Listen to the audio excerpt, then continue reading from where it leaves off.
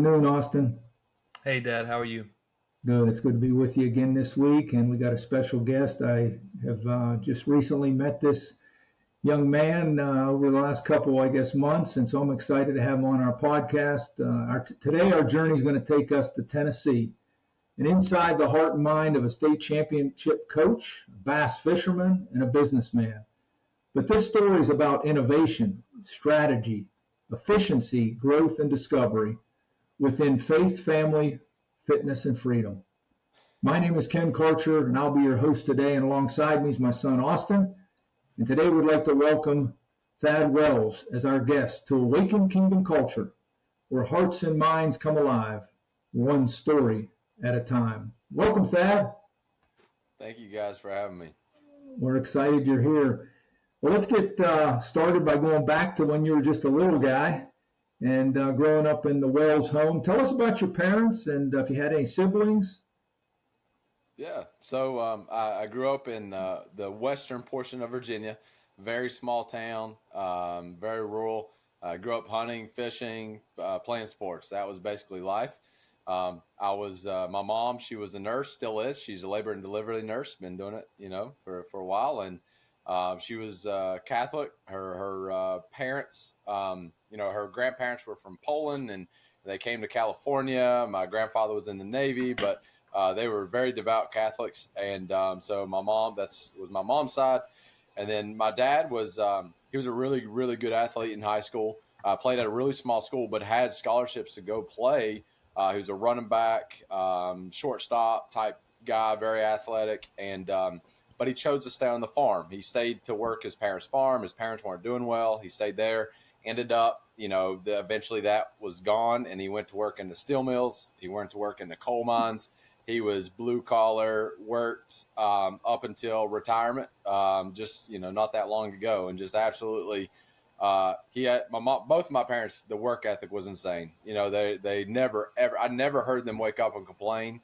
They went to work, and I have two younger sisters. They're 8 years younger than me. They are twins. Oh, And, wow.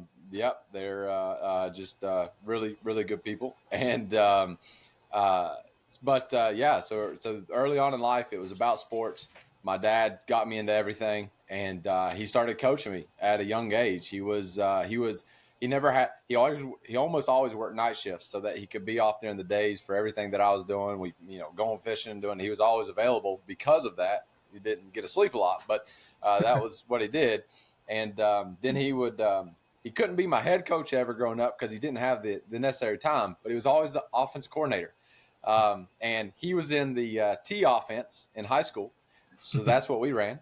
So Okay. I was an under center T, cross buck, faking, all this stuff. Really, I would be out in the yard. I can remember now just like us going through he made me the quarterback because he could work with me in the yard on all the fake handoffs. Like that was the secret of it. Maybe I'm getting too quick into football here, but my dad I would spend hours practicing my fakes. And we had a naked bootleg off a crossbuck. So I'd fake to the fullback, fake to the running back, fake to the running back. And then I would walk with the ball on my hip for a good 5-6 steps till everybody was gone. And then I would just take off down the sideline. But my dad coached me with unbelievable enthusiasm. Like he is the most lighthearted, just fun person that's always smiling. And it wore off. And eventually down the road, I fell in love with football. I fell in love with offense and play calling and all those things. And it literally started in our backyard, drilling the old school T offense.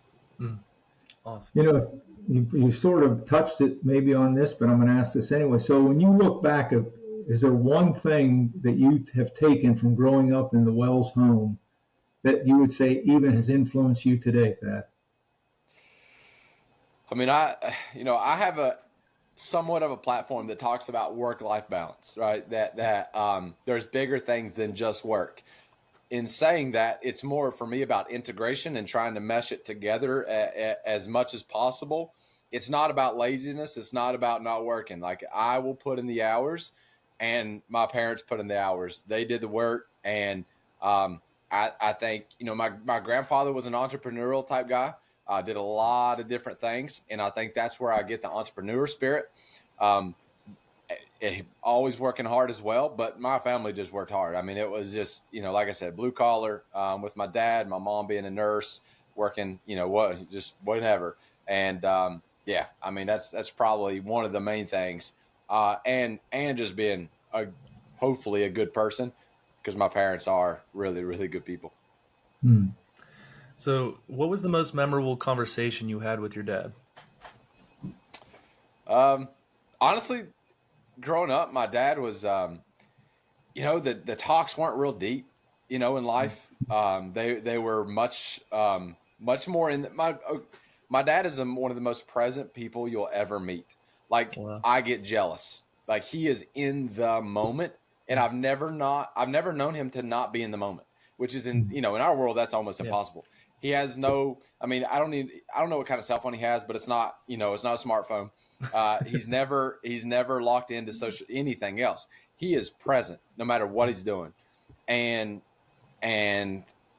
so growing up, our conversations were really about what was going on right then. Very, very that never went deep. And I thought about that a lot growing up, like in college especially. I was like, man, like we never really, it's just like kind of felt surface level or whatever.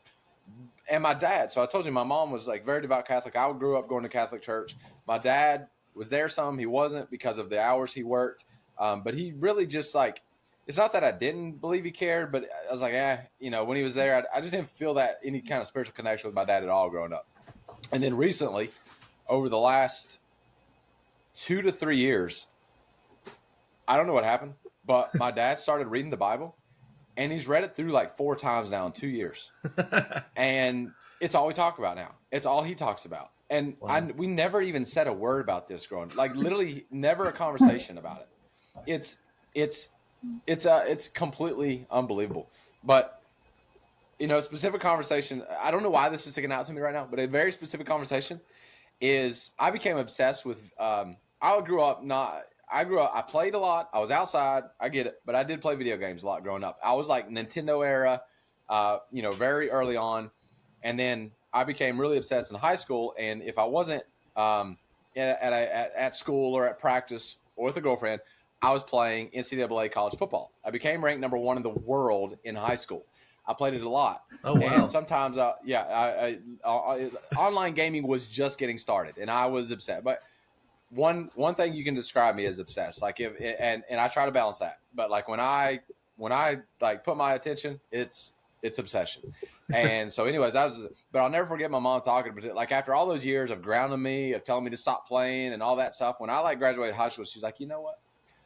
I'm actually pretty thankful for those video games, because it wasn't for those, I don't know where you would have been in life. I don't know what trouble you would have gotten into, because I wasn't the best student. Like I was a C student.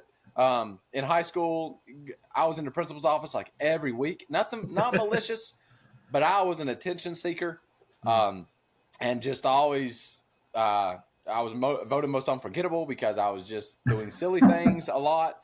And my mom was like, yeah. So I mean, that's not a very deep thought, but for some reason it's in my mind right this second. Yeah. Well, awesome. So tell us, you mentioned your dad a little bit on this, but who else was some early influences in your athletic career?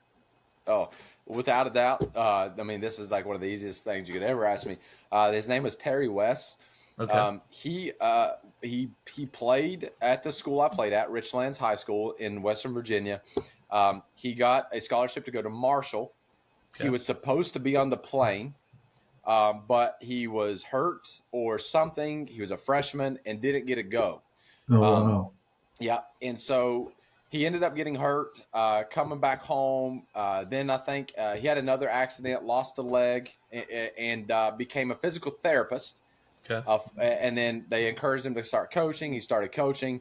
And then, I mean, and this guy is intimidating when giant man, bald, has a prosthetic on one leg, and you're like, I'm not crossing this guy. But when you got to know him, he was one of the most profound, spiritual, unbelievable people in the world. And I mean, I'll cry talking about him. And so, I mean, he was a defensive line coach for us. So I never really I never had him as a coach, but he was always there. And we just built like a side relationship. And then when I started coaching, he would just message me from time to time. We would talk a little bit. And then when I became a head coach, he started getting to the point where he would call me quite often. And then over the last like 5 years, we've talked every week. He watches game film. He's you know, we're still talking right now. I mean, it is, and I've never had somebody that could on the fly just talk, again, with a spiritual background of just giving you advice and just, and he's not trying to. It's just like the text messages, if I read them to you, are like the most deep thing from a rural, also worked in the mines at what time, like just unbelievable. Just such an amazing human, and he's still like my coaching mentor. What is something that he shared with you, if you don't mind? Oh man, I don't have my phone right this second, but it's everything. He'll literally send me like a screenshot. I don't even know where he finds it because he's not a technical like savvy person, but he'll send me an image that's, you know, he finds off of something on the internet. For as technically savvy as you are, you're surrounded by a bunch of people that don't seem to know that side of the world. I come from a family of no technical, but like nobody. I mean, I don't know, like, you know, in the football world, you don't know that many guys that are really that, you know, but I had to overcompensate and help out a lot of people like this growing up. Yeah. It's not good being the computer guy because you have to solve a lot of problems. That's my brother. Yeah. So, but he'll send me like this quote or image or verse, and then I'll get a paragraph like this long, and it'll just be, you know, once a week, twice a week. And it's just like, like he's connecting the dot, like, and it's specifically to me. It's not like he's copying and pasting this to a bunch of people. It's a thought he's had for me that he's prayed about, and he sends you like, oh my goodness, like I don't spend enough time thinking of other humans like this guy does. It's insane. That's awesome. So Thad, you mentioned faith in your home growing up. You talked about your mom and her Catholic background, your dad really not being involved that much. So as you're growing up in the home, what were the early seeds that you were starting to grapple with in your faith, if you were? Yeah. So I, you know, actually, when I started reflecting about this a few years back, I was actually surrounded. I did a lot of things, but it really wasn't ever my decision. You know, it was, I was going to church with my mom. I went to something called Awanas every Wednesday night. Like from the time, I mean, I was an infant when my mom, when I ended up going to a babysitter who literally is one of the most impactful people in my life. And I gave her heck, and I stopped at her house not that long ago that I hadn't seen her in like 10 years and literally just stopped there to apologize and say I love you. But anyways, she took me every Wednesday night to Awanas. And so, you know, Wednesday night, Sunday, doing this for like forever. And then when I got to college, I really just started questioning everything. I had a religion class. It was a good class. And now they taught everything. It was just like open mind. The guy would never say what he believed. So it was just presenting, you know, it was a public university, not affiliated with anything. And so, but I was just in the time of college of just like questioning everything and thinking. And the problem, nothing against Catholicism, but I just felt like I was told what to believe a lot. And I never really thought my way through this. And so I've always questioned almost everything. Like, that's why I got in trouble a lot in school, is like, you know, I wanted to know why. And it was like, I'm not telling you why. It's just because, you know. And so I started questioning this in college. And so I started reading like a lot of stuff, different Christian, at this time I wasn't reading a lot of other religions, but I was looking at different denominations and things. And I really thought about it a lot. And then, you know, kind of made up my mind basically like, yes, I am a Christian, but I still didn't get very deep during that college period. I was more focused on coaching, fishing, and my wife, which was the absolute best thing I ever did in my life. Dead serious. Out of everything, we know that. Like, I would not be where I'm at if it wasn't for bumping her. We were dancing at senior prom. She was younger than me. We literally bumped back to back, turned around, started dancing, and we were still together. So that was, but her name is Rachel. But after college, you know, I started pursuing coaching, just hardcore, and got my first head coaching job around 26, won a state title 3 years later. Then, and I tell this to everybody that's wanting to listen, basically I was pursuing the football stuff. And then when we won that title, it's like just my mind opened up, and I was like, well, that was nice. That was fun. It was amazing. And I feel empty. And I feel like there's got to be more to life than chasing championships. Then that's when just I went deep and just on everything, not just Christianity. I just wanted to know, like, what's the purpose of life? Like, what, not just from a Christian background, although it led to that more and more and more. It was more just really, really deep. And, you know, my story is basically from that point, I read over 100 books a year for 5 years, 500 books on everything, philosophy, different religions, science, evolution. I read everything. And for a very redneck fisherman from Western Virginia, it was a weird time for sure. And not trying to get too far ahead, I came across a guy named John Boyd, military fighter pilot, who is basically, a lot of people don't know him then when I talk about him, but he's basically the Sun Tzu of our time, or just a little bit before this time, but unbelievably deep. And he never really wrote any books, but he gave pitch decks to different military branches. And I fell in love with the strat. I was trying to figure out football. So during this period, I was reading, but I was also trying to become a better coach. And I came across John Boyd, started studying him, and he basically came with a ridiculous philosophy for competition and conflict and strategy. But he came down to this. I just call it a vision so noble, which basically what he said is those who win in war, those who win in business, those who win in any conflict is the side that have a vision so noble that it not only motivates them to give everything, but it works against the motivation of the opponent. And so when I read that, I was like, that's it. That's everything.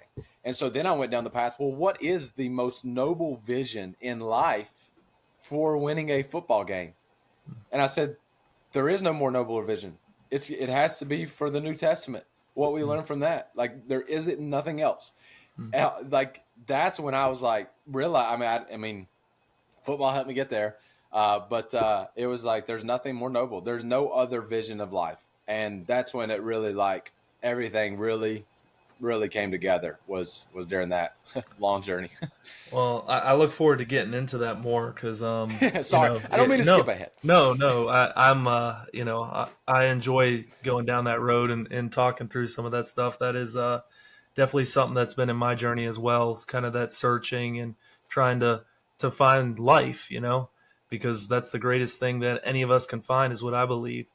When you're sitting there talking about the most noble thing, or the thing that, you're just so passionate about, that people, you impact people, for someone to go to the point of death, that they're so moved, they're so bought in, they believe in so much in what they do, that they go to the point of death, that they impact 1, 2, 12 people, and 12 people then go to places to the point of their deaths, and they share. And then here we are 2,000 years later, still talking about that person who died. From a world standpoint, that is a loss. You physically died at a young age. But from an eternity standpoint, and from what what we still talk about here on this earth is, just one life impacting the people around him. And it impacted them so much that it moved them to change their life, their trajectory, their focus, and then it continued to be a ripple effect. So I'm excited to get down that road. But before we get there, tell us a little bit more about your high school experience. All the sports you played. You mentioned your dad being a big part or an influence. You mentioned your mentor that you talked about. Was there anybody else in that regard? And then also, do you have a favorite sports memory? So my dad stopped coaching me after youth ball. When I got to middle school, I was, he was out, and like I said, I played quarterback. I played all three sports growing up. Well, I shouldn't say all three. The ones that were popular in our town. There was football, baseball, and basketball. That was it. And so I played those, year round, and loved baseball. Like baseball was probably baseball and football, I loved them both. Basketball was just something I did with my friends. Yeah. And I quit playing basketball in high school. I just did football and baseball in high school. But I thought I was going to go play college baseball. I loved it. Like, my fondest memories of sports growing up was state baseball tournaments. We made it to the Little League stuff, state tournaments.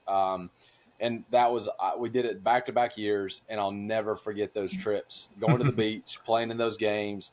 And, it was like, I still get chills thinking about how much fun that was. So, Little League state baseball tournament was by far one of my favorite memories. Then I get What to high position school. did you play? I played shortstop, third pitch Okay. was mainly, and then got to high school, and like I said, football, baseball. In my football journey, I was a quarterback my entire life, and then played quarterback my JV freshman year, and then we had a really good quarterback 1 year ahead of me. So in high school, my sophomore and junior year, I was safety and receiver. So I switched during that period, and just a quick story with that. So my head coach was Greg Mance, who basically became a very, very Hall of Fame type coach in Virginia. We won from I don't remember how many district championships in a row, how many playoffs. It was insane for like 20 What years. school did you go to in Virginia? I lived in Lynchburg for about 6 years, so I went to Liberty Christian Academy. Where did you go? Richlands High School. Okay. Yeah. Okay. So we they played, like, they won a state title in 1992, 2006. Greg Mance was the head coach in 2006. But anyways, so we I get to my junior year of high school, going into my senior season, working all this time to be a quarterback. Well, my junior year pitching, I tore my labrum. And so I was pitching and I was throwing. It just started hurting all of a sudden. And so I go to the doctor that week, and they're like, hey, take a week off from pitching. They didn't know what it was. They were like, take a week off from pitching, and then, get back at it. So I did that my junior year, and it was still hurting. But in my mind, I was, 17 or 16 or whatever. And I said, I'm not telling a soul that this hurts anymore, because I'm not missing my senior year of quarterback. So, Right. So I told my parents, no, I'm good. And so I pitched the rest of my junior year. I played quarterback. And then we made it to playoffs, and I couldn't move my shoulder anymore. I was getting cortisone. I couldn't throw in practice anymore my senior year. And we get to the last game, and we finished the season. We lost in the state semifinals, and then I had a decision, and it was which baseball I still thought was it. And so I start meeting with like D3 coaches, and a doctor basically says, hey, like, you got to make a decision. Either you're going to play baseball this year with your shoulder. There was no like option to rehab it at the time. Everybody just got surgery for it. I've had guys that just rehab it now, but he's like, you either need to get surgery so you can go play college football, or you'd have to wait, which you would miss your first year of college football. I remember like tearing up and making the decision. I got the surgery, missed my senior year of baseball.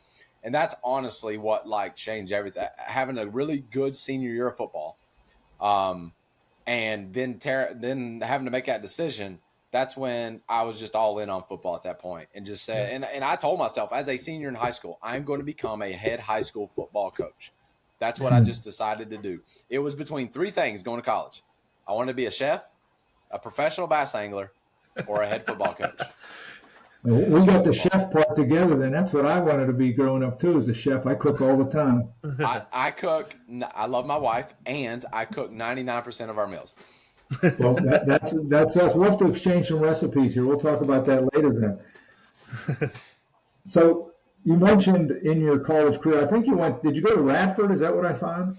Yeah, so I went to Emory and Henry to play football. Okay. So kept having shoulder issues, went from like offense to defense, safety. And I went to Division III football because I thought I had to in order to coach football. This was the logical path. When I was struggling because of my shoulder and kept having to go back and have MRIs and stuff, I made the decision that I'm just going to start coaching. And I was paying Division III money, private school money. I needed to make it. My wife, who I was dating at the time, went to Virginia Tech, which was about 2 hours away. So I said, I want to get closer to her. And I went to the college that I could find a high school coaching job. Not kidding at all. So I go back to my high school coach. I say, Coach, I want to start coaching. He says, I know a guy at Radford High School, which was about 20 minutes from Virginia Tech. Mm-hmm. And so I said, all right. I went and met with him. He gave me a shot. And so then I went and enrolled at Radford University so that I could coach high school. And that's dead serious. That's why I went to Radford University.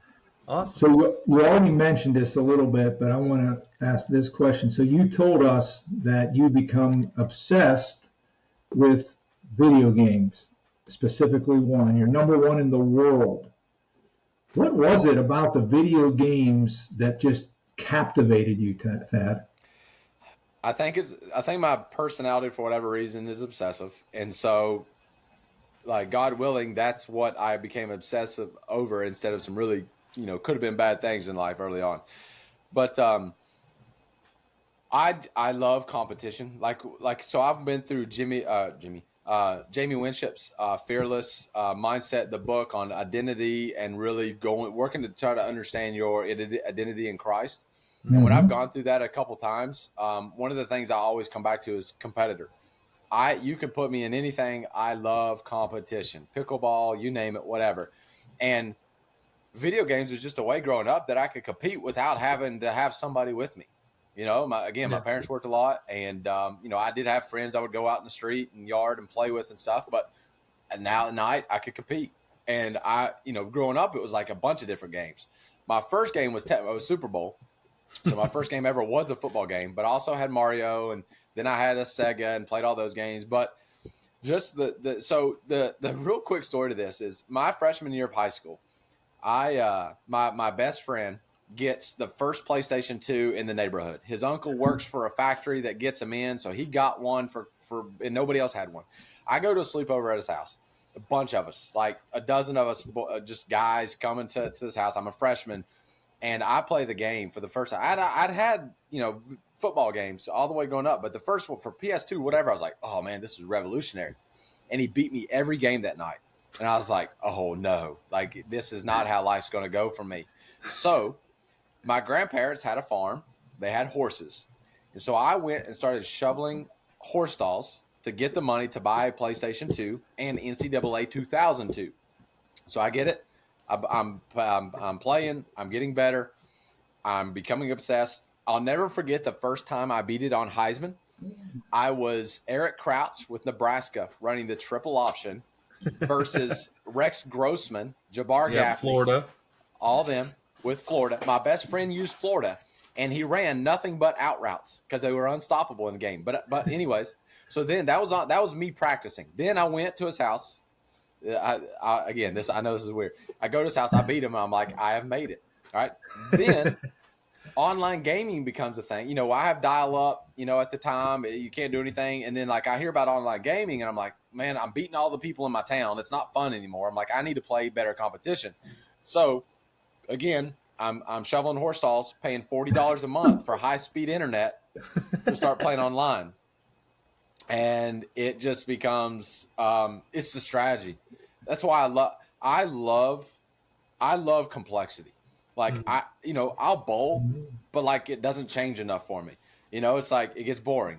I want different. And that's what football was. That's what bass fishing is. Like it's unbelievably complex because you can't see the fish. You don't know what's going on. And just like in football, every play has a situation that makes every play different from every play in the history of the game.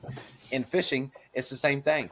You have new weather patterns. You have a different time of the year. You have a different lake. You have whatever. So it's just infinite complexity. Well, the video game there was a lot more to it than just like a game because I had, I could create a playbook. I could, do the dynasty thing growing up. It was just, I just became absolutely obsessed for too long with it.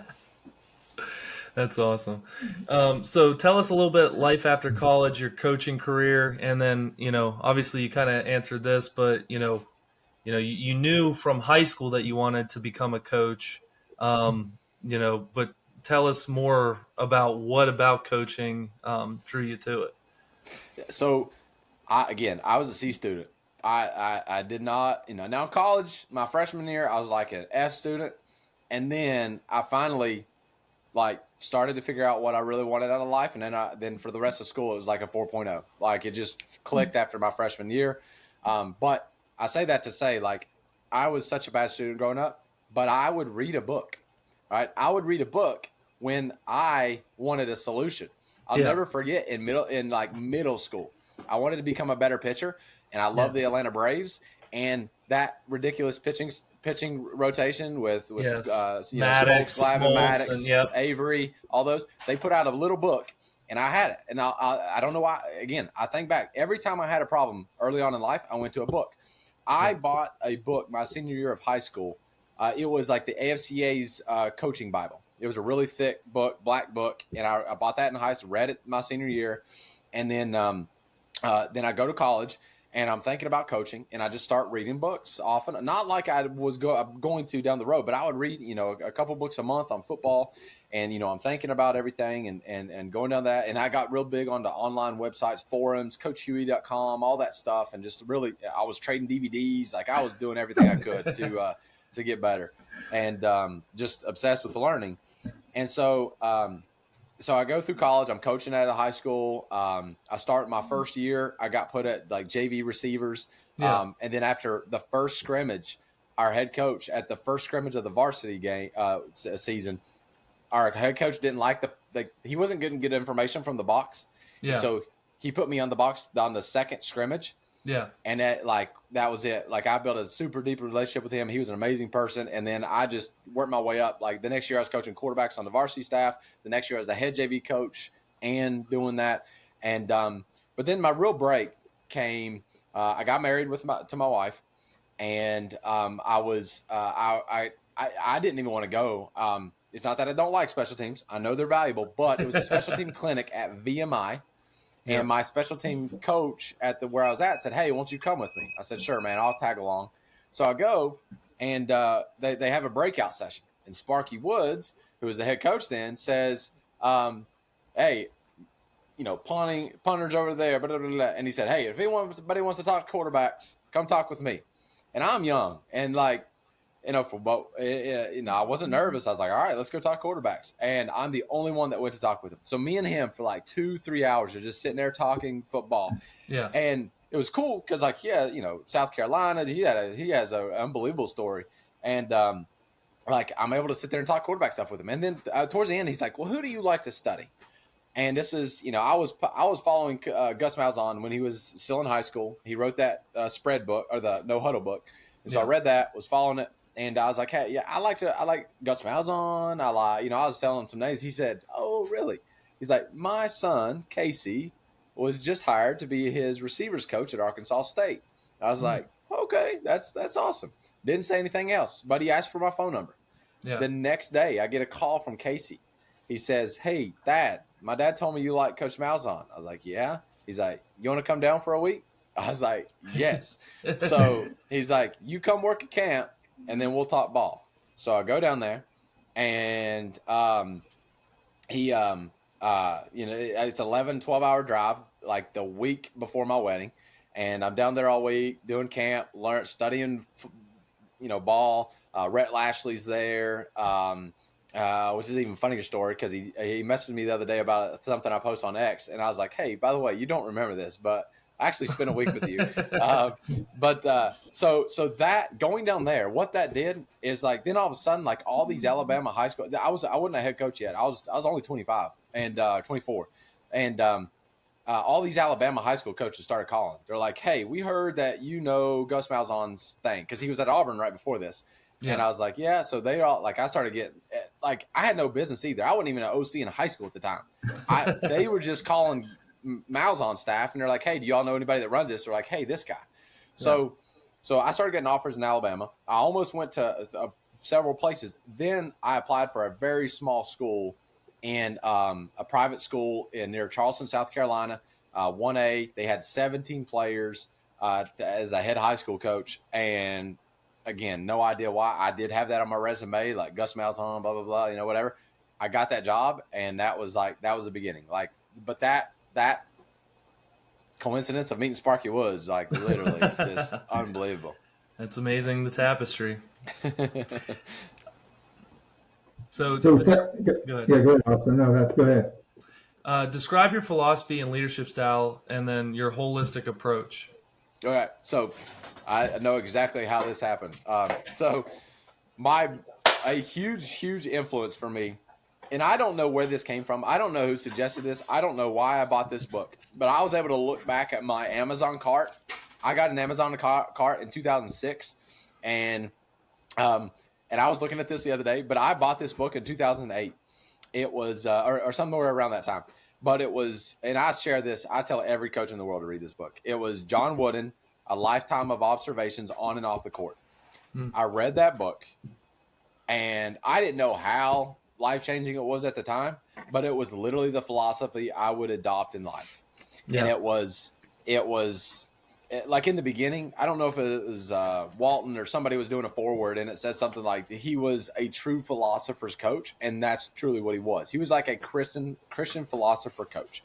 And you're reading about poetry, you're reading about the Bible, you're reading about competitive greatness. And so, I go deep dive into his pyramid and his definition of success, and I just adopt his framework for life, which was, I care about God, I care about my family, and I care about, building men through the game. Yeah. And that literally, again, that was subconscious at the time, and then when I got that head coaching job in South Carolina, the next year I got a bigger head coaching job back home. And that was the same time I read 3D Coach. And that completely was like, okay, this is my model. This is a more practical steps of how to do it. And so with John Wooden's book, 3D Coach, like that just formed my philosophy for coaching and life in general. Thad, one of the things that has always been a part of my mission as a coach for 35 years came from Luke 2:52. We call it whole person development. It says Jesus grew in wisdom and stature and favor with God and man.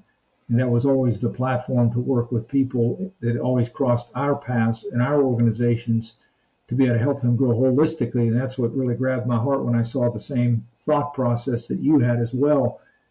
Share with us, though, also in your early coaching career, the role that technology, analytics, I think you call evidence-based strategies. How did that play a role in your coaching career?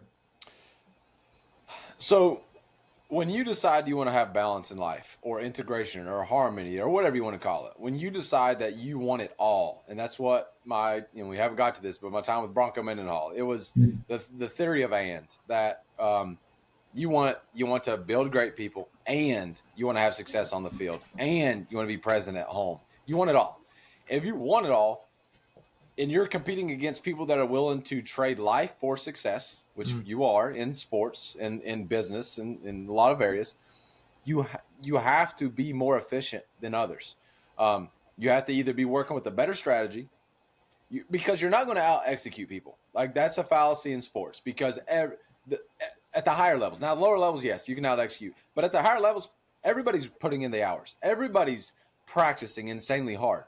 You have to be more efficient, and or your strategy has to be better. So technology is a form of leverage, to leverage your output. And so if I can put, I'm going to create hard boundaries. That's the only way to do this. If you don't create hard boundaries, you'll never have balance. You'll never see your wife and kids. So you have to create hard boundaries. You got to look at your calendar, literally get out your Google Calendar or whatever, and say, I'm going to work from here to here. And that's it. I'm shutting off. I'm going home or whatever. So therefore, we all have, this is, a big part of like Tackle Life. Everything that I do is, a lot of people say time is our most limited resource. It's not. We all have 24 hours. All right. The next limited resource is energy, because we all have to sleep. So let's say we all have 16 hours a day. Okay. Well, we're all working around 16 plus, a lot of coaches and guys will shortchange their energy and sleep and neglect that. But let's say we're working with 16 hours. Okay. We all have 16 hours. Well, that's still not our most limited resource. Our most limited resource is focus. We might be awake for 16 hours, but where we focus our energy. So anyways, let's say I'm going to work for 8 hours. Well, now during those 8 hours, I'm going to invest my time. And if all I do is a direct 1-for-1, like I'm going to put out an output and it's just, I'm not investing it into something else that's going to give me a return, some kind of leverage, then I'm only going to get, X returns. If I delegate, that's one way. So if I delegate to others, all right, or I use technology, then I can get a bigger ROI for my output. And so with like coaches, for example, I've been doing clinics and some of my X content lately has been about automation, AI, things to leverage our current output. And that's I've tried to talk a lot to coaches over the last 10 years on work-life balance, and it's fallen on deaf ears a lot. Like it just doesn't catch on like a new RPO does. You know, I'll share an RPO, you know, whatever, you know, you can show a video on how to run counter and it'll get 40,000 likes, and you talk about work-life balance and it's 400, you know, so 400 views.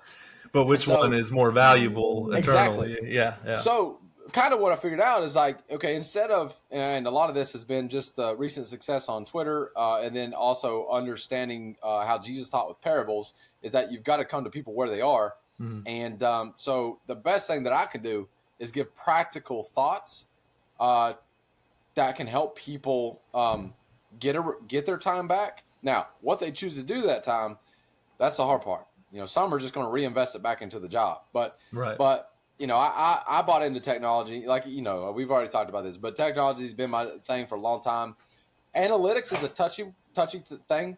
It's a tough thing. When you're at lower levels, like it's a beast to manage. It's so much time. And so you got to make the decision. Do I want to use analytics and statistics to get a competitive edge, or do I want to go all in on training my instincts and just go off of that? And so I've been back and forth my entire career because of how much time it takes for statistics. And, you know, when I was at University of Virginia, like it was everything, you know, so, you know, we were all in and I was right there with it. So I love it, but, and I studied Nassim Taleb a lot during my journey. And he's real big into statistics, and he would talk about the law of small numbers. And the problem with football is there's such small numbers. It's hard to take a single play, like 3rd and 3. Like there's no such thing as a good 3rd and 3. Like there's a 3rd and 3 when you're on the left hash, when the wind is blowing, you know, it's raining, you're down 13-28. The quarterback's girlfriend just broke up with him. Like there's so many variables that it's so hard to sell out to saying like, I'm going to, so it's a love-hate my entire life with analytics, but technology, I love it. And I want, and it's because it's an actual tool that gives me time back to be the person I want to be in life. Yeah. Well said. Well said. Describe your highs and lows in your coaching career and maybe how your faith has helped you navigate that. There's two lows I can think about right now. First one was my second year being a head coach. I'd never had a losing season up to that point. Playing, coaching, assistant, head coach. The year before, we were 2-4 during that season, and it was kind of like, you know, as a second year head coach, you're like, oh goodness, like if this goes south, like you just know how hard it is to turn. You know, like once the tide goes one way, like it's hard to get belief back, especially in the middle of a season. But you know, you're just worried. You're like, oh my goodness, if this goes south, this might be it. This might be my one chance to be a head coach. Yeah. So, and I got a call from one of my old head coaches that week, and literally that week, and it was like kind of like, oh well, son, pat on the back, like, you know, like keep your head up, and you're like, oh goodness, maybe this is serious if he's calling and telling me this right now. But I read a book. I just put a thread out yesterday actually on this. I read a book that week. I was reading a book during that week. We were 2-4, and it was called Serial Winner, by Larry Waddell, I think. But it had the 2 sentences in it that basically said like, hey, if you know something's wrong, don't wait to change it. Just do it right now. Like, what are you waiting for? And I'd had all these things in my mind, but I'm like, oh man, those are big changes. Like, we can't do that. You know, we're getting ready to go into game 7. Like, no chance. But I was like, I read that and I was like, no, Thad, change it now. And this was on a Monday. All right, early in the day. So I had to change everything for that Monday practice and meetings, and I had to sell it because it was come so far. We sold out to Kevin Kelly stuff, and I like Kevin Kelly, no punting. We sold out to it, and and to sell out to that and onside kicks, you got to sell hard. So now week 7, I'm completely reversing. And so that was part of it. We had some players playing out of position, and so we sold a lot of things. And we changed schemes. Like, it was like, okay, so we're 2-4. We ended up finishing the season 5-5, squeaking into playoffs. And then we went 5-0 on the road, won a state title, changed my life. And that was literally, in one season, the low to the high. And then, AFCA 35 under 35 during that, going to spend a year with Bronco Mendenhall, mentoring for him for almost 10 years now. Just, that was like all the highs of coaching. Obviously, the ones that we love is when we get this letter from a kid like 5 years later that you're like, oh, wow, like, I can't believe like that stuck. Those are the fun things. And then, you never know. You have no idea what the plan is. You don't know what God has in store. And 6 months ago, finished my first losing season ever in football as a player, as a coach, in high school football. And, we had 2 really good seasons. The next Friday, after having our first losing season, we're going in a different direction. No real explanation. It's just, this is what's going on. I've never been let go of any instance. I've never lost a job. Never, I've just had a really blessed career. Like, really, everything's been positive. And then, that's like, you're like, wow, wasn't expecting that. But I stepped my foot outside that door. Yeah. And it was complete. And this is not just to like save my face in this situation. I stepped out of the building and it was like, you've been doing this for 20 years. It is time to pause, stop, and maybe there's something else. Wow. And it was literally like, I went from like shock to walking back, calling my wife, laughing and smiling, walking back to my office. Unbelievable. Like, I mean, I can't explain it. Yeah. And so it was a low and immediately went to something like excitement and like, well, what's next? Like, one of the things that I loved reading, because it doesn't conflict with Christianity, was Stoicism. I love studying Stoic philosophers. And one of their biggest things is like, you just got to roll with the punches, right? Like, whatever comes, you just got to take it and then adjust. And it's kind of like Jocko Willink saying good. When something bad happens, good. All right, what's next? And this hurts me with my wife some, because I am a very empathetic person. I am terrible when it comes to sympathy. Empathetic because I can feel it. I can sense it. Like that, you got to be empathetic to be a good coach. So you got to walk into a room, feel the energy, change the vibe, change course based off your vibes. Well, with Stoicism thoughts, you're like, hey, yeah, okay, this is what's wrong. Let's fix it now. So I'm really good at jumping from like problem, solution. Your wife does not like that. She wants, I'm sorry, honey. I love you. I understand. No solution here. But anyway, so like when that happened 6 months ago, I had prepared for it. It was, okay, you were hit with that. What's the solution? What's next? Yeah. Awesome. Well, thank you for sharing that. How would you define winning? Well, I've had to come. This is one of the main things. When we won a state title in 2016, I really questioned whether football was important at all. Like, what's the purpose of football? Like, why am I spending so much time on this? And so I went through a period of like, winning doesn't matter. Like I went really far on building men, just selling out to the altruistic side of it. And I struggled with that even up till 6 months ago. Right. Yeah. And wanting to just, build men. Yeah. But my time with Bronco really, put this into perspective too of, if you want the opportunity to use something like football, if you don't have success, there are very few places in this world where you're going to get the opportunity to impact people if you don't win. So before saying what winning really is, I always now think like there's two sides of this without a doubt. If you want a bigger platform or continue, unless you find a very unique situation, if you want to be a head football coach specifically.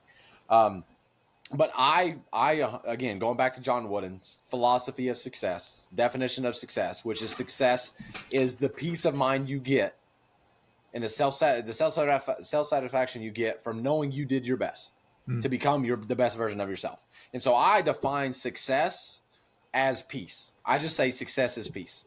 It's peace of mind that you get when you know you've done your best. And so, now, only you can judge that. Nobody else. Like you are no coach, no parent, no pastor. Nobody can tell you you're successful or not, because they don't know your heart. They don't know your effort. Ultimately, you do. But in order for you to judge success, you have to have your vision for life. You have to know your beliefs, your values. You have to know your goals. You have to say, okay, this is what I want to do, go after now today. And so I've gotten very, very clear on this, and I get really passionate. I love it. So success is peace.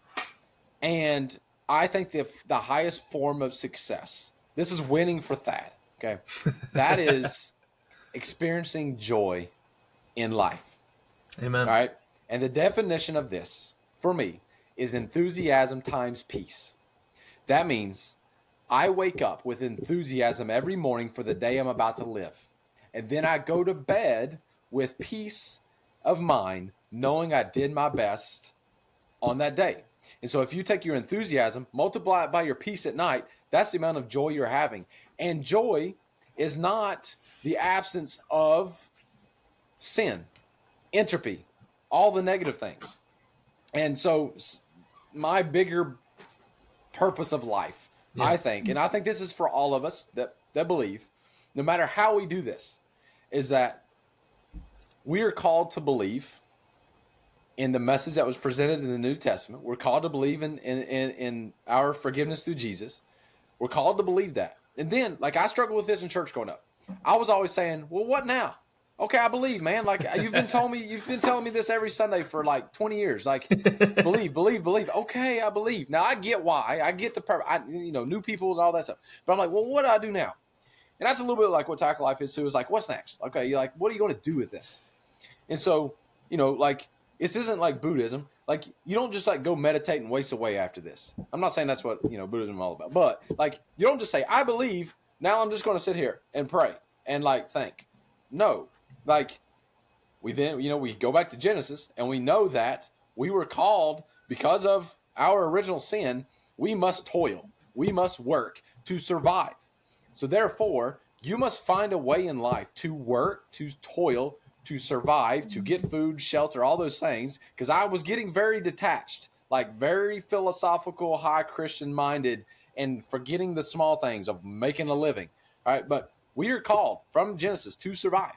And I think the best. So okay, we're surviving. What's the best way to survive for me?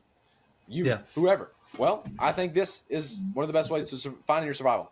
Can you find a way to survive in this world of sin, of entropy, in a way that you can still be joyful, have enthusiasm, live with peace, so that somebody along the way says, why is this person so happy? Why is this person so joyful? This world is full of sin. This world is full of like suffering, and because it is, and yet this person's happy. What is he on? Like, what is he taking? Then you get to say, hey, I got something for you. There's a reason why I'm happy, because I have an ultimate belief that this suffering isn't the end, and that there's going to be something greater. And so that's winning for me. Thank you, Thad. Well said. Well said. So you mentioned your passion for reading, and I got to tell you a funny story. When I was a head coach at Liberty, I went to have a weekend of golf with an alumnus, and he said, hey, would you mind sitting or golfing with my best friend? I said, no, that'd be great. So I meet his best friend. We get out in a cart. We're golfing. And about halfway through the match, I said, so what are some of your hobbies? And this guy says, I love to read. So I said, oh, tell me some of the things you read. And so he does. And meanwhile, the backdrop of this is, at that point in my life, I hate to admit it, I probably had read 20 books my whole life. And he says, I said, well, how often do you read? He says, I read probably about 2 books a week. And I about fell off the golf cart. I was like, 2 books a week? And he ended up challenging me that afternoon, which I did for about a 6-year period. He said, I want to challenge you, coach, to read a book a week. So you mentioned your passion for reading. So for our listeners, and even for Austin and I, if you had one book you'd recommend, what would it be? Oh, goodness. I get this question so often, and it's literally the hardest. But I'm about to pull up my list just so I don't, mess this up. I want to so many times. I want to say, Wooden's book, because it was just so impactful for me. Yeah. I think the book that kind of sums up, quite a bit for me is Rhythm of Life by Matthew Kelly. Okay. It's not I don't know that many people that have really heard it that much, but it's called Rhythm of Life by Matthew Kelly. And it's basically the philosophy that I really came to understand when mixing like competitive spirit with Christianity. It's all about reaching your potential, pursuing your potential in life, that's what Tackle Life's become. It's about the journey of trying to, the way I vision this is like a mountain, the peak, like the best version of yourself, perfection, which isn't attainable, but it's basically the journey of sanctification at the end of the day. But you can envision a mountain, a peak, and you're trying to climb it. You're trying to go up it, and you're trying to find your path to navigate up that mountain. And that top is your potential. And the cool thing is every step, now you can't see, there's fog. So you can only see so far. You got to take a step to see the next step. And the great thing is the mountain never stops. You're always going to be chasing. You're always going to be pursuing. And the book by Matthew Kelly is like really sums that up really well. Thank you for sharing that. Well, I hope you're enjoying our podcast today, but I'd like to take a minute to thank our sponsors. Our nonprofit organization, The Win Awakening, is the reason we're able to have this podcast. The Win Awakening is a sports ministry network that began in November of 2022. The Win mission is to encourage and empower leaders to live from a place of victory as they awaken to their wholeness and true identity within environments where they can be known.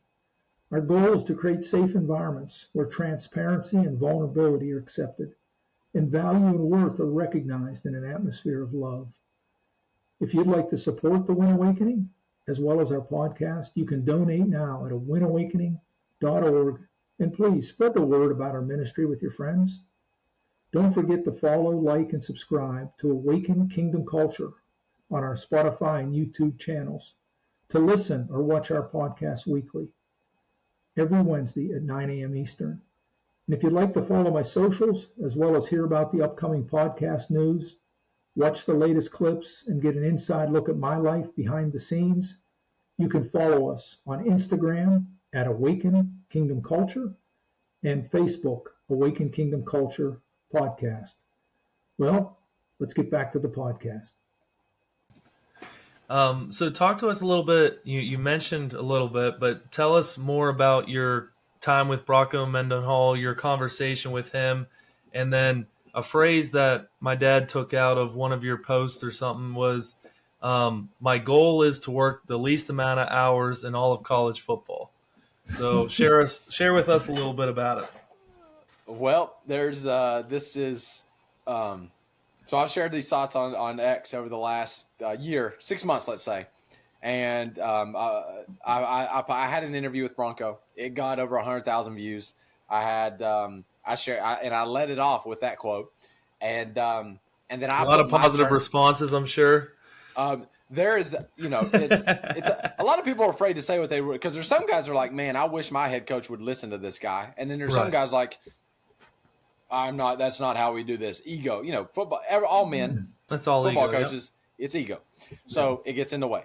So, and then I wrote my story with my time of Bronco like 4 or 5 days ago, and it got 2 million views on X, which is insane. And so basically, like I said, we want to say title. I fell just like down this deep path, this journey of what is life. Yeah. And I was reading, and like 2 books a week, and I came up with this ESPN article that said, Bronco,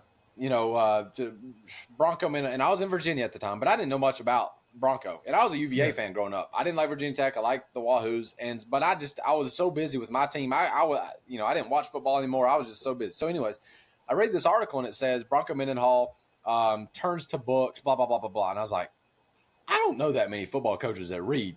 And I was like, and he's 2 hours away from me. And we have a couple guys that are on their radar. They weren't offered yet, but they were on their radar.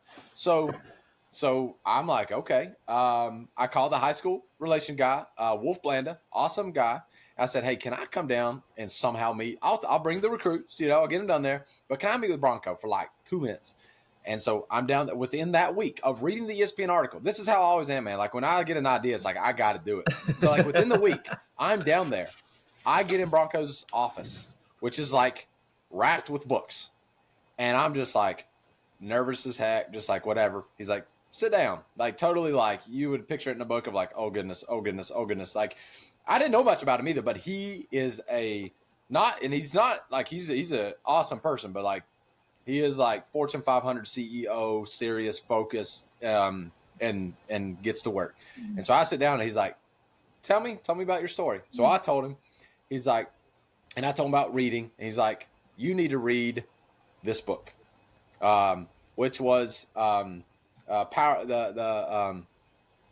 my goodness, I suggested this book to so many people.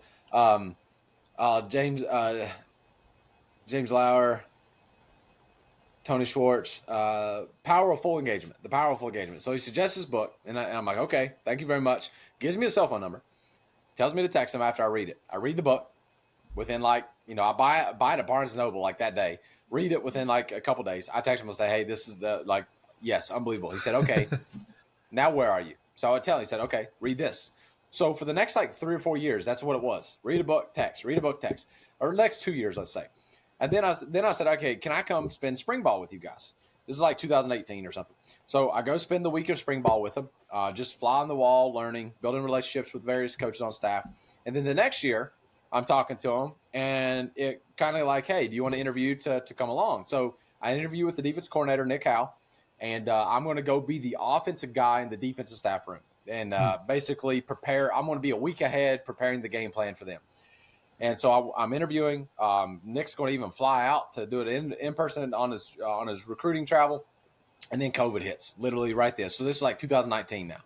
COVID hits, freezing hot on hiring. And so, everything gets paused. So I go through another season, the COVID year, the weird COVID year.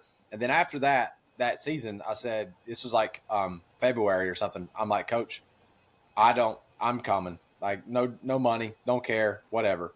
And I didn't have money. And my wife stayed at home with our kids. We had 4 at the time. We have 5 now. And I had a little bit of savings from retire. Not savings. I had 0 savings. I had retirement money from North Carolina. And we just prayed about it, and we said, we're going. And so we went. We stayed in this tiny apartment. We had like 2 beds, but I slept on the floor on a thin like mattress pad thing, camping pad during our time. And we struggled financially, but and a lot of people called me out on this, saying I was selfish. I was what'd they say, a narcissist for doing all this stuff. But you just this is not like I'm prodding my wife. My wife is always, and maybe I take advantage, but maybe not. I don't think I do. She's always been like, no, we're doing this. If I'm like doubting it, she's like, oh no, like we're doing this. This is what we're doing. So it's like her prodding is why I am so aggressive in life. And so I go down there, and Bronco was unbelievable to me. He took me in as though I am training you to be a college head football coach. Yeah. And so I was in meetings. He put me on offense for the spring to understand that. Then I switched to defense during the summer. The first, that's when NIL was dropped in like June. So we had a meeting for like an emergency, like, hey, NIL just got released last night. What is this thing? Like, college football, especially like unless you were like Texas or like nobody had the idea what this was. So anyways, we're in this meeting, and my marketing degree, I'm like, hey, the guys, this is just influencer marketing. This is what's going to happen. I say that stuff. Like, I don't know why I spoke up, but Bronco's like that. Like he calls me aside after the meeting, and we're with like NCAA officials, ADs, all that. And he said, you're heading up NIL for football. And I'm like, oh, and I was just out of high school football. So like a month later, 2 months later, I'm now meeting with ADs. I'm meeting with our quarterback was the number 2 passer in the country. So he had all this like stuff coming at him. I was meeting with him weekly. I was meeting with NFL agents, with marketing people, with just everybody going through this process of trying to figure it out in addition to the football stuff.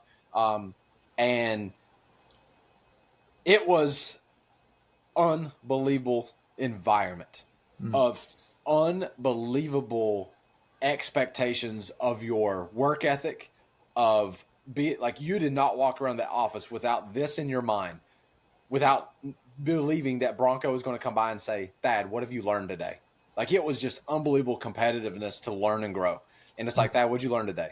And I always had something in my mind. I was like, if I go to the bathroom and he's in there, I'm going to get hit and I got to have an answer. And you're dead serious though. Like, that's how I walked around. Like, I was not going to walk around without it. Like, I would literally write, I kept it around a notebook always in my pocket. And I had a list of what I learned today so that I always had it ready. But I mean, you walked on your toes because you just did not want to let him down, because you had so much respect for him. No, not fear, respect.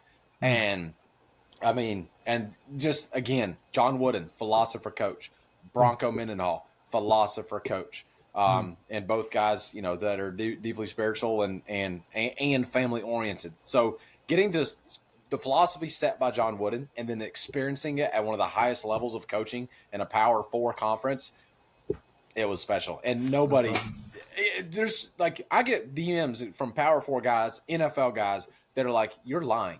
That is not what he does. That's how he does it. I promise. That's awesome. So would you take us a little bit about, you mentioned some of them, but, we talked about innovation, and I looked at some of the different things that, you have been a part of that affect the game, Thad. And talked about advanced practice system, your 4D game plan.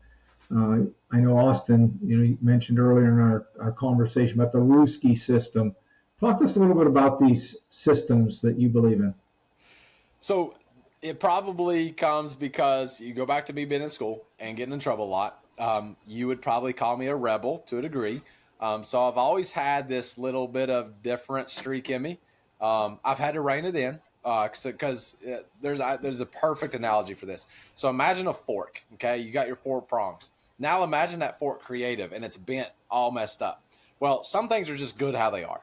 And sometimes you need a little, something a little innovative, but like a fork is good enough. So a quarterback sneak is good on 4th and inches. I don't need to be super innovative.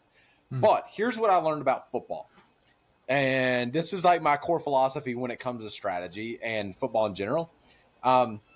Is football basically, now football is a game of space. That's what it is. It's about winning space. You want to win games, you got to win space. And you do that by, there's a paradox between execution and anticipation. That is the game of football, in winning space. You got to win space, and you do that with executing an assignment, and the opponent is going to try to anticipate it. So you've got to execute what you're going to do. But if they anticipate it and they know it's coming, then they're going to be able to also execute a little bit better. So it's kind of like being a goalie in soccer when on a penalty kick. Like, you just want the opponent to be like guessing and not know like, oh, I'm going to kick it to your right, dive right. Right. So you just got to throw people. All right. So I've had to learn that the hard way, because I go way too far on the innovation side. But so for whatever reason, again, technology and stuff. So this starts kind of, let's say at, we had a problem. I was an offensive coordinator, 2013, and we were running traditional 11 personnel the same thing everybody still runs: 2x1, sniffer, H-back, inside zone, power, counter, blah, blah, blah, blah, like outside zone a little bit. We were doing that in 2013. Gus Malzahn stuff. A lot of it, minus the buck sweep. We weren't doing buck at that time. But anyways, we're doing it. We're going fast, doing all those things. And we came across an opponent that had a stud nose. And they were going to be – and we had to play them in the regular season, and we would need to beat them in playoffs. Well, they had a stud nose, and we didn't have a great center. So in my mind, I'm like, I need a solution to this. So I bumped our entire offensive line over one person, running the same play. This was not single wing. This was spread football. We had a one-man surface. Like 3 men on the left, no tight end, 3 men on the left, 1 man on the right. And just so that the person the nose was on would not have to snap the ball and block this guy. And he could be off the ball further. And we were just solving a problem. And so that was 2013. And so I started playing with it in the offseason. And then I sold out. I got a head coaching job 2 years later And this was my second head coach job. And I wasn't going to get there till June, and I didn't have a way to coach my coaches. And so I bought the Tony Franklin system. That's where my relationship with Tony started, just so I could send them videos to train the staff, to train everybody before I got up there. And so we go up there. Year one, we're all Tony, like air raid, 100%, blah, blah, blah. Year two, I say, hey, let's move that offensive line back over. So we moved our offensive line back over, running air raid principled stuff with a one-man service. And the thing, it was just a little different. We were doing basic stuff, but it was different. So you had to practice different all week long. Just like triple option, whatever. Now your linebackers were one gap over the normal. Everybody just felt a little off, but we were running basic stuff. So the problem with single wing is you don't know how people are going to line up. With my stuff, like we knew how you were going to still line up how you're going to line up, but you still had to do something different all week. But anyway, that's where it kind of started. And then, so we did the Tony Franklin risk coach system. And so we were doing all that. And then when COVID came, I was like, man, I'm using like Google Sheets and Excel a lot. I was like, I'm going to do a course just for the fun of it. So I did a Udemy course on Google Sheets during COVID just to get a little better. And it's like, hey, you could put images in this. I was like, wow. Immediately the dots connected. I was like, I can now put images on a risk coach. So that's where like Ruski's kind of started. I started putting images on, like, you basically, and a lot of people are like, well, no, you're not teaching players. No. The bottleneck of offense and defense is memorization. It's not learning. It's memorizing play calls. That's the bottleneck.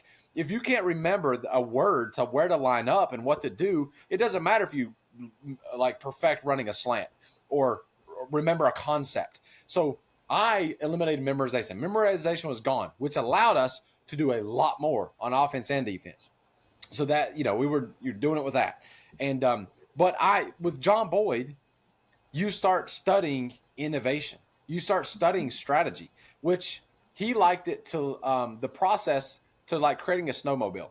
Basically what you do is you analyze things and you break things apart, because a snowmobile is made up of a lot of parts: a bicycle, skis, a jet ski, a four-wheeler, whatever. And you mesh them all back together. So, and I fell in love with a company called IDEO, which is design thinking, which goes through a feedback loop similar to John Boyd's feedback loop, that basically teaches innovation, strategy, systems thinking. I studied first principles from Elon Musk and a blog called Farnham Street by Shane Parrish and all these things. And then Ken, like going back, so there was this process from John Boyd and IDEO. John Boyd called it the OODA loop: observe, orient, decide, and act. But John Boyd was not very spiritual in any kind of way. Like, he never mentioned it, even though he really came to some really deep conclusions in life. And so I started working on it. And that's where I got the 4D game plan, which is discover, discern, decide, and do. It is a feedback loop. Ultimately, success in coaching, in life, this physical world, let's say, is you have to execute at a high level some kind of plan, which is a strategy. So I realized I want to help with Tackle Life. I'm trying to help people create a vision for the life, create a strategy to achieve that vision. Let's say you're setting goals, you need a plan, strategy, and now you need to execute it. Well, my framework is discover, discern, decide, and do. So first, you got to discover. You got to take in information from the world. You discover by doing. You discover by reading, by watching YouTube videos, whatever. You learn all of these things. Then discernment. You discern by stepping back, looking at the information, and saying, now, what do I do with this? I've discovered these things. This is just all this randomness. So you can discern through prayer. You can discern through a mentor, a pastor. So a lot of places, a coach, you discern through help. Then ultimately, though, you got to make a decision on what path to go down, what path to test. That's the feedback loop. So you do it, and then you get results, and then you have feedback. And then you study this to say, what do I do next? So it's just a revolving cycle to get a better strategy to ultimately find your path in life and achieve success. Wow, well said. Yeah, well said. You could tell you've done a lot of studying on that. That's awesome. Lots of journaling, lots of rewriting, and over the last 2 years, a lot of ChatGPT to really hone this in. Well, I think this is the point I kind of want to touch back where we were earlier in the podcast. Obviously the name is Tackle Life, but in your journey, in your searching, all your studying, where are you today on what life is and how you go about experiencing it? Um, it goes back to my thoughts and definitions that I worked really hard, like 9 years to really define, which is, the purpose of life, which we now just straight define from the New Testament, and to believing in Christ. Um, uh, but then it gets back, like I said, like I struggled, I got stuck there for a long time. I've just, okay, I got faith, I got belief. Now what? And that goes back to, okay, well, now you got to survive, and we got the Great Commission, where we need to spread the word. And so the best way to spread the word is survive in this world of sin in a way that people smile. I tell our players all the time, the best thing you can do is score a touchdown and point up. And the best thing you can do is lose a game and point up. Whenever you face adversity, whenever you have success, people are going to say, like, why is this person even keel? Always happy, always positive, right? Like, it's just a chance to point up. And so ultimately what I'm trying to do is live a life that is filled with joy, even though there is sin and entropy. And I say the word entropy a lot because I went down the science path of really studying, like, just like the world is losing energy. The world is falling apart, which is, it's not necessarily an evolution thing. This is a scriptural thing on the plan is this world not to be the way it is forever. Until he comes back, this world is going to deteriorate. And that's the sin is the moral aspect, and the entropy is the physical aspect. And so despite those things, my desire is to smile and get people to ask why. And then I say, hey man, I got a journey for you. Come on. We're going to, and tackle life. Like, some things I put out there that's not like Christian forward facing, because I want to bring in competitive people. That's who, like, tackle life is for competitive people. That's what it's really about. Those that want to pursue competitive greatness in life. And in order to do that, you're going to have to figure out your vision so noble. And eventually you're going to have to face some hard questions. You can't figure out a vision that's so noble without asking the question, what happens when I die? Why was I born? Like, you have to eventually face those questions in order to create a vision so noble and to go after it every day. And that's where I'm at. Amen. I know for me, like, and this is kind of with my business type thing, with life. The first part of my heart that I share with people is, my goal is, I want people to, as I'm in my own journey trying to do this, is experience life, just like you have tackled life. So in my journey and in my study, the question I've come to kind of 4 verses that kind of, lead me down the path of what is life or whatever that is. And, the first one would be John 1:4.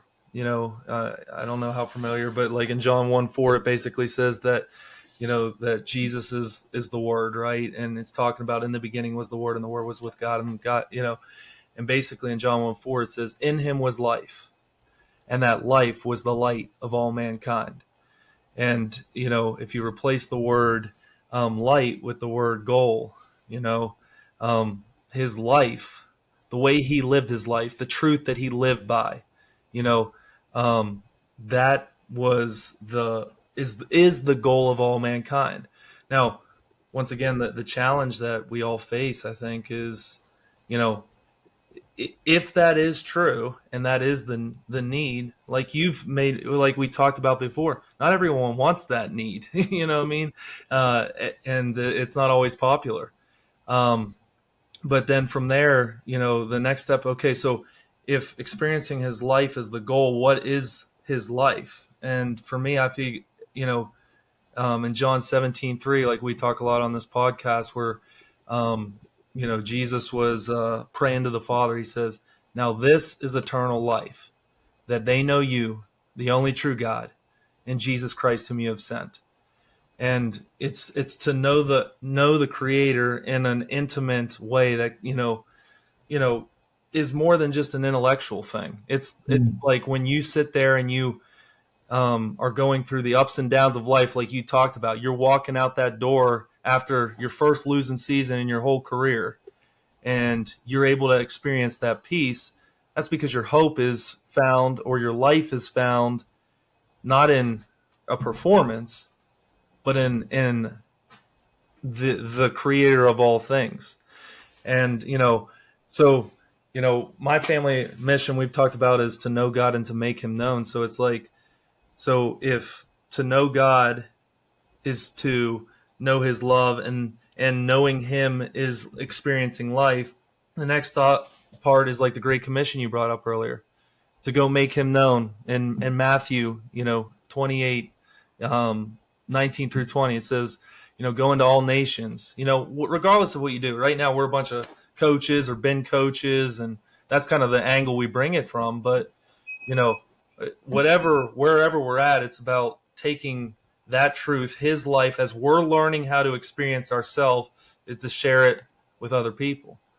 And then the last thing is, Matthew 6:10, where Jesus is praying or teaching his disciples how to pray. And he says, Our Father, which art in heaven, hallowed be thy name. Thy kingdom come, thy will be done on earth as it is in heaven. It's just this mentality that it's not just about getting to heaven. It's about learning how to experience this life, or I'll take your phrase, tackling life even here on this earth, and being able to experience it now in the midst of the entropy, in the midst of the sin-filled world, the brokenness of this world. We have the ability to stand firm on a life that, is a rock, where, a lot of the world we live in, it's all performance-based. If you win, you get this, or if you achieve, you get this. And when you don't achieve, when you fail and you fall short, your whole philosophy gets blown up. But when your identity is in something that is eternal, something that lasts in the midst of all it, you have something to hang on to and to be able to work through. So, I mean, I'm just in that same process as you, just continuing to journey and seek for truth. And it's funny. It's like, like you said, it's cyclical, in that process. It's not popular. I'm not saying, what God's been showing me is popular, but I also know that's why Jesus died, right? What he did was not popular. But, with that said, he also, to me, is the greatest leader ever to step on the face of the earth. You said, talking about knowing him and making him known, and you talked about truth. And it's funny, I was talking about, finding my identity, competitiveness, and the identity I came up with is I want to be a truth tackler. Not only do I want to know the truth, but tackling to me is a verb. Just like you can't tackle something as a football player if you don't aggressively pursue it. I used to say this all the time in tackling drills. All right, you can't tackle what you can't touch. So if you don't close the gap, you're not making a tackle. So number one, you got to go after it. So tackle to me is actively pursuing life, actively living life. Not seek just first the kingdom of heaven, right? Yeah. So it's know the truth. Truth tackler is what, and that's even in like the courses and stuff in tackle life. It's like I want others to be truth tacklers, like to find your truth, which is his truth, ultimately, where we try to get people, but to find your true path and then to go after it. And yes, and part of that, the action is where you make him known to others. If you know him and you live in a cocoon and you do nothing, you're not going to make anybody else known to him. So you have to actively live it out. 100%. And once again, you use all your skills, you use your work ethic, you use your discipline, you use your relationships, you use all those things to leverage these truths that you're talking about. And it's like, I think for me, it's learning how to, I lost my train of thought, but like, I don't know. It's just, it's being, attentive and listen. I guess the challenge that I guess in my own journey is just how do you experience this life, that he's talking about? And the more I'm living and walking through, it has less and less to do with me and more surrender and submitting to him. Now, that doesn't mean I don't work hard. That doesn't mean I'm not disciplined. It doesn't mean I don't, give great effort, because those are all gifts that he's given me. But with that said, I also know that rest doesn't come from me. That is a result or something that it comes from the source who is rest, or peace comes from him. And so, those are all things that, in the world we live in, the performance-based world we live in, because that's not going to change. That's just the reality that we live in. You know, how do I experience this life, here on this earth? Because I believe it, Christ was able to do it, and he's given us everything in him to be able to do that. It's just, where do we set our focus? I think I loved how you were talking about the greatest, and you can correct me how I phrase it, but like, time is not the greatest enemy. You said the focus of attention is the greatest enemy. And you don't know God by not focusing attention on him. Just like you don't know your wife if you don't focus attention on her, or you don't know your players if you don't spend time with them. You might know of them or what they can do or whatever their talent, but if you don't spend time intentionally focus where you're at in that moment, knowing him intimately, you're not going to be able to truly experience that life. And then whatever you might go and sell, saying you got to do this and do this, that's only of you. It's got to be him that can produce those fruits within you. It's the fruits of the Spirit. It's not the fruits of Austin Karcher, because Austin Karcher is just a flawed human being. But so Let's go ahead, Deb. I was going to say, before we jump to legacy and sort of wrap our time up together, I do want, you mentioned your wife, and tell us about your kids, and what was one conversation that you had with your wife as you went through this, let's say, transition, even the Bronco Mendenhall time. But tell us about your wife and kids, and then a conversation that you and your wife had that was special in this time. So my wife is, she's an amazing mother. That's all she's ever really wanted to do since I've known her from day one.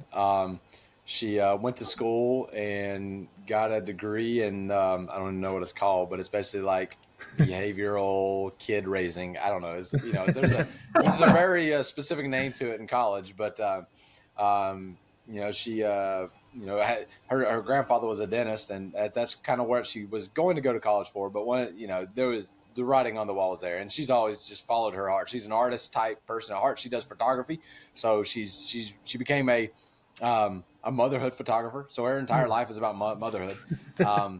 We live on a beautiful property in Tennessee, next to a lake and mountains, and we have chickens. And my wife loves the homesteading life.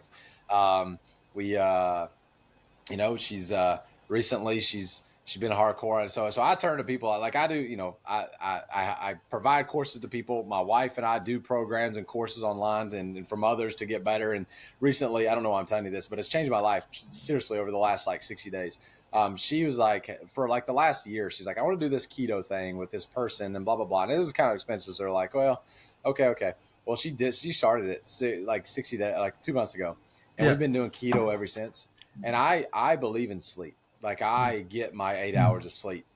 But since we went to that, and I don't like living my life like droggy. I want energy. And I went from 8 hours of sleep to 5.5 hours of sleep over the last 60 days because of us just being all in on keto.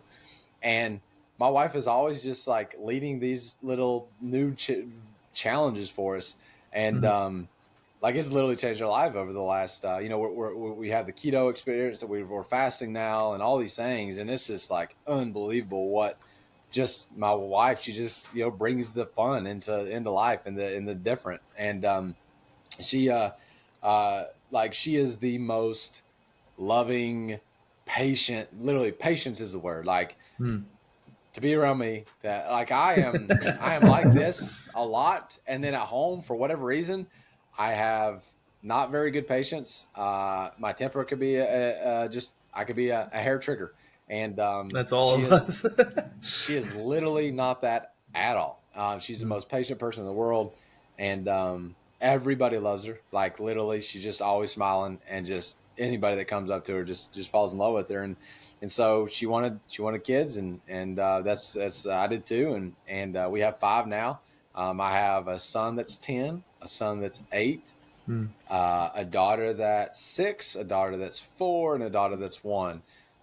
We have our kids are born in our 5 kids are born in 4 states, so we didn't make it to 5, but we moved a lot early on, and You know, we homeschool. That's what we do with our kids. And my boys, they spend, like right now, they spend their entire days making fishing lures in the garage and then going out to the lake and fishing, literally running back and forth. That's their life. They're living the life I somewhat wish I would have gone down, which I'm not saying I'm not going to not do that in life either.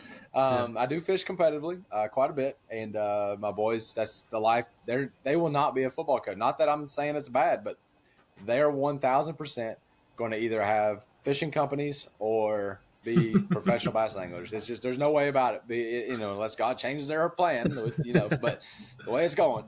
But anyways, it's we live a very freedom is a big, big, big thing for me in life, and that's hard in football, especially when you're in high school and your schedule's completely predicated, and I get that, and so I try not to talk about it that much because I know there's a lot of you can't live the coaching life and really have that. I mean, it's tough, and we've sacrificed a lot of financial freedom in life because my wife's staying home, staying with the kids, having a lot of kids, trying to eat as healthy as we can.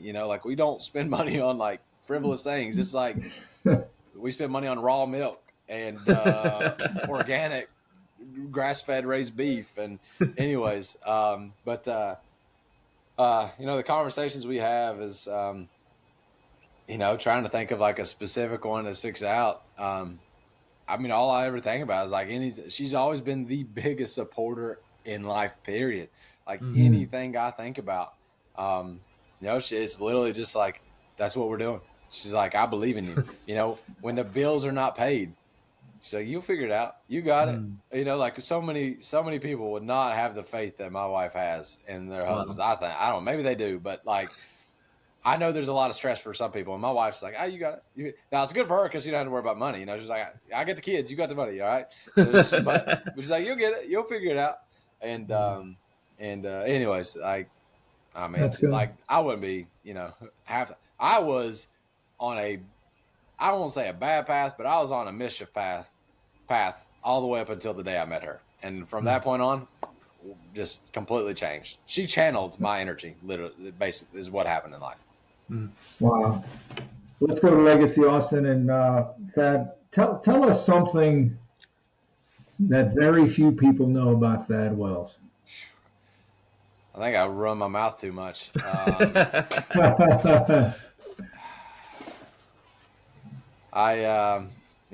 I talk about my fishing passion.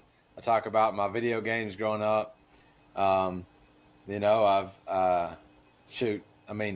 barrel raced horses growing up. I haven't told too many people that one, but Wow. I grew up riding horses and barrel racing, and my mom showed horses, so lived that life. And but I was into the competitive side. Like I was trying to fly around, but I got a lot of trouble stories from school, but we won't go. No, we don't need to go there. We won't go there. Well, thank you. What do you want your greatest contribution in life to be? I mean, as many people as possible to hear the word through my life, just through the example, hopefully through smiling through it. That's the game plan. I have beyond that, because I think, anybody listen to this, like a lot of us align with that.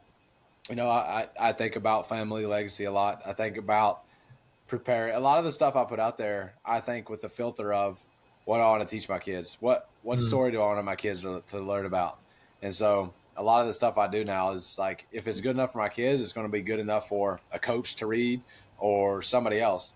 And want to write books, want to do a lot of things. And the filter is, what do my kids need to know in life? Amen. I love that. Thad, what's been the most significant moment in your spiritual journey to this point?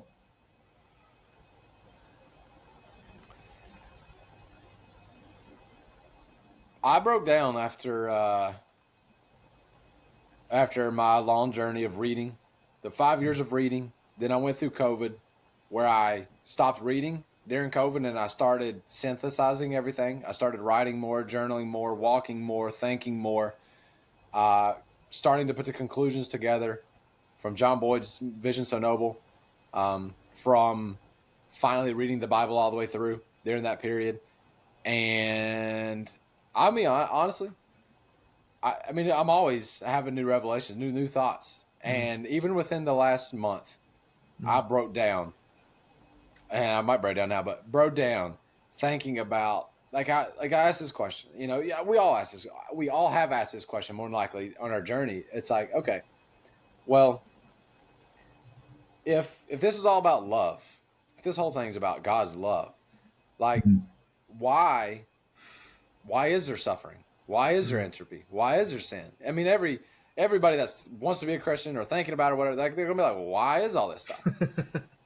And then when you understand love and you understand agape and you understand all that, you say, oh wow, all God wants is for us to be in love with Him.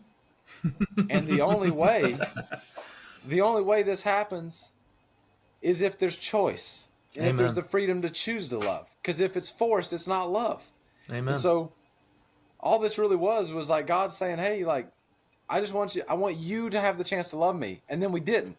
And we said, no, we're going to do it our way. Or like, we were deceived into believing we didn't need that love. And then this whole time throughout the Old Testament, we're trying to get back, and then we're not, and we're back, and we're not.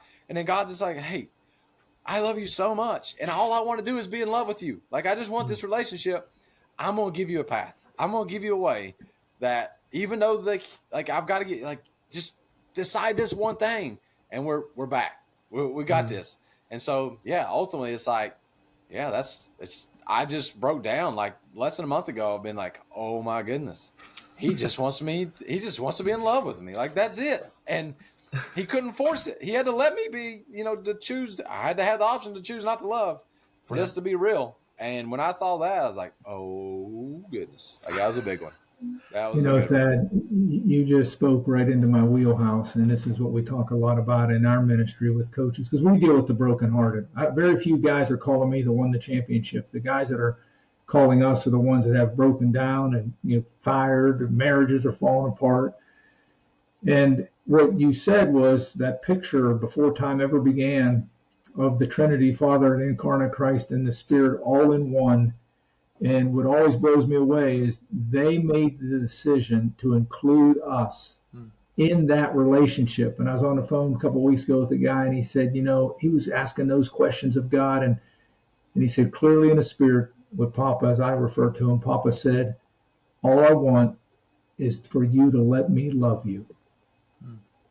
And that is an overwhelming thought, as you just said so well, to think that all Papa wants is to love Thad, to love Austin, and to love Ken. And he said, guys, I've included you. Let me love you. So well said, Thad. Well said.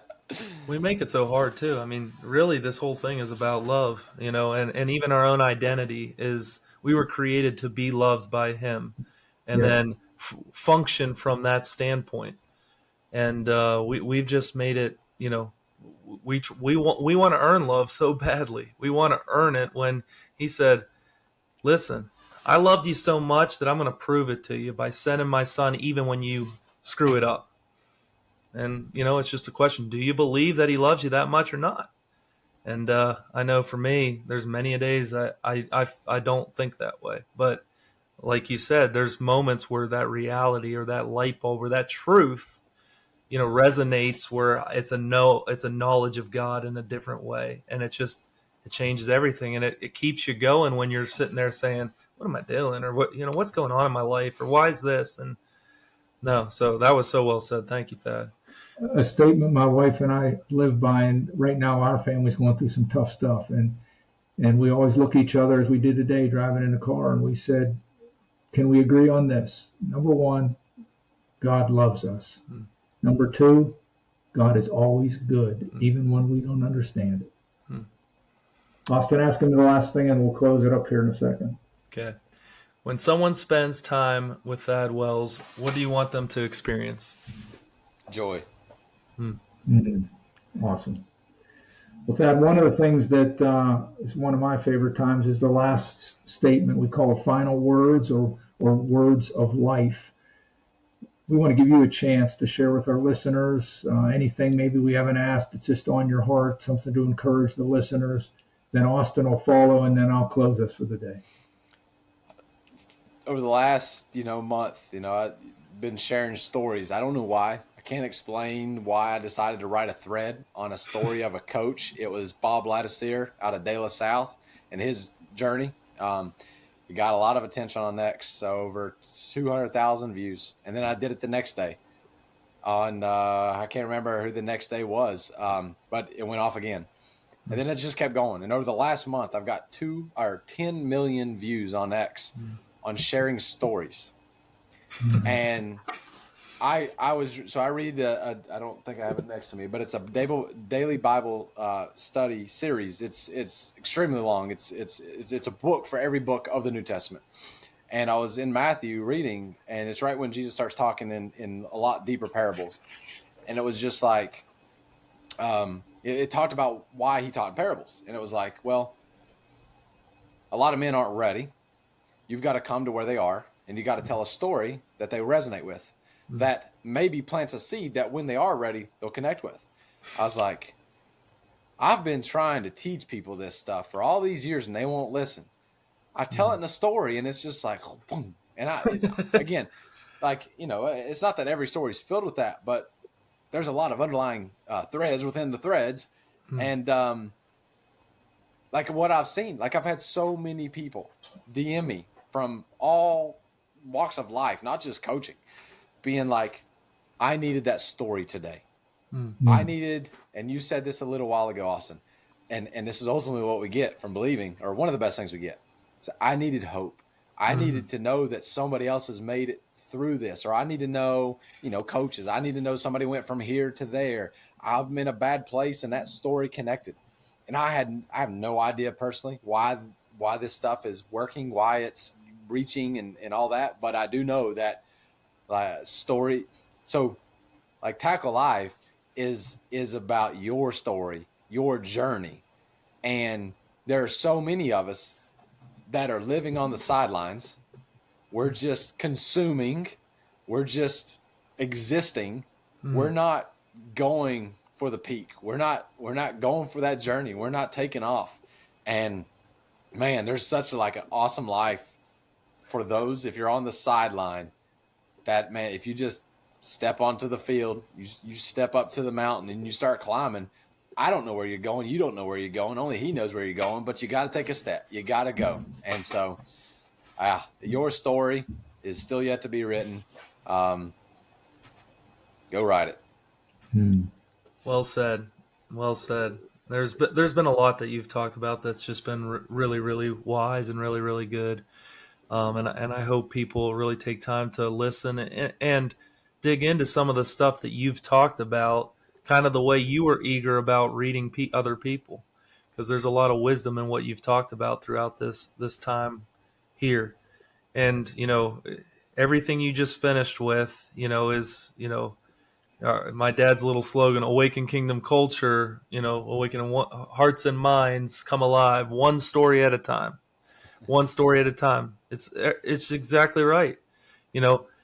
When you add the human aspect of things and the journey, not just the touchdown passes that are thrown, but the ups and downs of the journey, because we all have it, whether we're hiding it or it's in public eye, it gets past that calloused heart or those blinded eyes and gets you to think that certain parts of story, speak to us, and it resonates to moments when I was laying in the bed crying, or moments where I was just so excited in a dog pile, or whatever the circumstance is.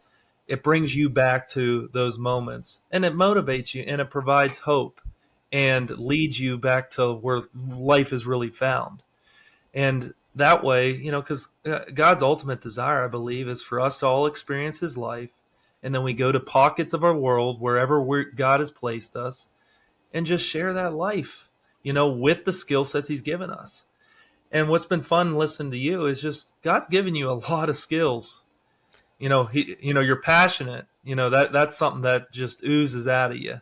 But then on top of that, you've worked very hard. I mean, because being a football coach and doing things along the way that are in the same field as you, I know the work that you've put into some of these things that you've put out. They're not easy to do. The work behind the scenes for them to come to fruition, just the Ruski system, it seems so simple, but the work put in so that people are able to do it.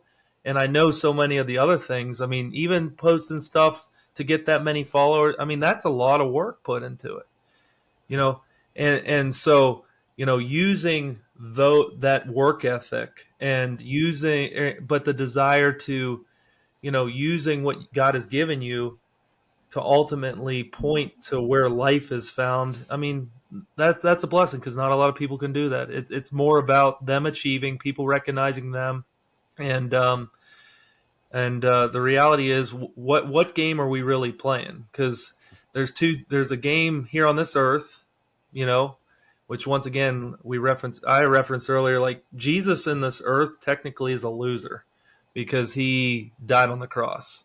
I mean, he lived 33 years. He didn't make a bunch of money. He traveled from place to place. He was kicked out of towns. I mean, that is not what we would consider a winner. But if he was playing a different game, in eternity, he will prove to be the most victorious being ever to walk the face of the earth. And, my prayer for me and for everyone on this earth and my kids, because like I've shared in our very first podcast, which I'm not a podcaster at all, but is I just want something to create thought so that one day maybe my kids can come back and listen to and produce thought in them. Because one of the greatest gifts that my dad's ever had is he helps people, learn how to own what they believe, not tell them what to believe, but get them to think.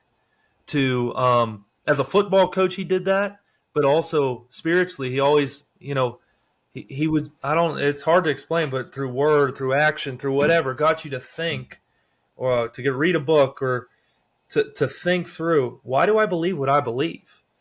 Because a noble calling, like you're saying, stems from a noble belief first off. Because all actions stem from a belief. If you don't have a belief, you're not going to go follow, all the way to whatever challenges. You're going to quit along the way. So for me, I'm thankful for your time. I respect what you do. And I think very highly of you and your work ethic. And I pray that God blesses you, bountifully, throughout the rest of your life and your family. Because like you said, it takes a very supportive spouse to put that type of work ethic and time and to push you, to motivate. So it speaks about her, just your lifestyle and what you've done. So thank you, Ted. All right. Appreciate you guys. Well, there's a lot of ways I could go with this as we close, but first of all, Thad, I want to, and I hope this encourages your heart. You are a gift. You are a gift to this world. I know you've been a gift to us today. I, like you, when I come across someone or something they've said, I'm like a pit bull on a piece of meat, and I go after them as well. And that's how you and I connected. I read that Bronco Mendenhall thing, and I said, there's something about that that's inside I want to find out. And I called, and you were gracious enough to call back. And then I just smile because I think that's Papa's tapestry. I bet we'll be friends for the rest of our life. I know that I will be a spokesman for you and an encourager for what you are on the path of pursuing as well. Another thing that jumps out that I think people can forget very easily, but what you talked about is balance. That word is said a lot, but very few pursue it properly. And so what you have decided in regards to just you and your wife and your children and the priorities that you're setting as you pursue what you believe God's put on your heart, I just want to tell you, I respect that as well, and I encourage, hopefully our listeners will think hard about that, because not everything that we pursue or get involved with has eternal value. And then the last thing is just to encourage what you said as well, because we say it all the time, and I'll end with this statement in a minute. There's nothing more valuable than one another's story. And the thing that Papa has taught me over the last 15 years of my life is this. He said, Ken, don't ever forget that the most important person of your day is the one in front of you. And you spoke that about your father. What a blessing that your father represented presence above all else to you, because I think that from what I have experienced is the picture of Papa, is he is always present in our life. So Thad, Austin, and I once again thank you for sharing your heart and your story with us today and our listeners at Awaken Kingdom Culture, where hearts and minds come alive, one story at a time.